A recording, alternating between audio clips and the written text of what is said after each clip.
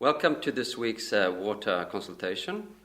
We are going to focus on governance and management of water resources for sustainable development. The proper governance and management of water resources is very important for growth and for poverty reduction. Water is essential for food production, for energy, for industry and other income-generating purposes. We also need to discuss risks such as floods and droughts, and also how water is important for sustaining livelihoods which the poor people depend on. Soil and water conservation in general, the natural resource management is, there is no alternative to it. People should be convinced so that they really understand they will benefit from it. Governing and managing water resources has to be done at several levels. At the larger regional level sometimes, at the national level, and obviously down to the local level. Feeding a world of 8 billion people will require that we get this right.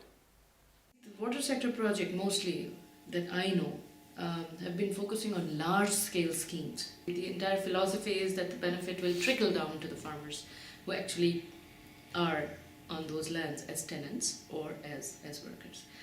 And my view is trickle-down philosophy doesn't work always. The pressure on water resources is increasing in many parts of the world.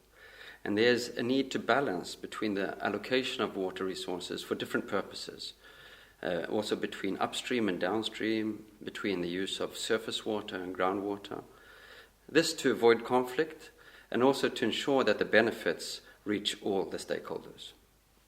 If you are going to use groundwater, extraction is not only development. You have also to think it, to recharge it, yeah? If there is no good governance, if there is no stability, all these things, then we'll try only to extract, you see, not to develop it. So as a result of it, it doesn't last too long, yeah? Insufficient access to water resources is often not just a case of physical water scarcity.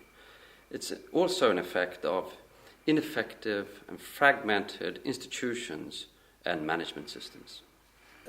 Agriculture is using over 90% of the water resource, and without a common vision by the two ministries and support from all other ministries and from the local communities, the future of Yemen is bleak.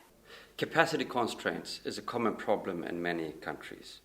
There's a lack of capacity both at the individual level, at the institutional level, as well as at the enabling environment level.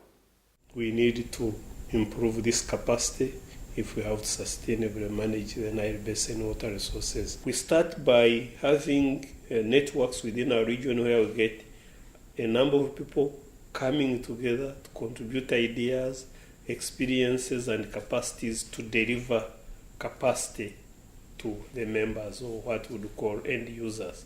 To address the water challenges, we need to work across sectors, and we need to build partnerships with many kinds of stakeholders.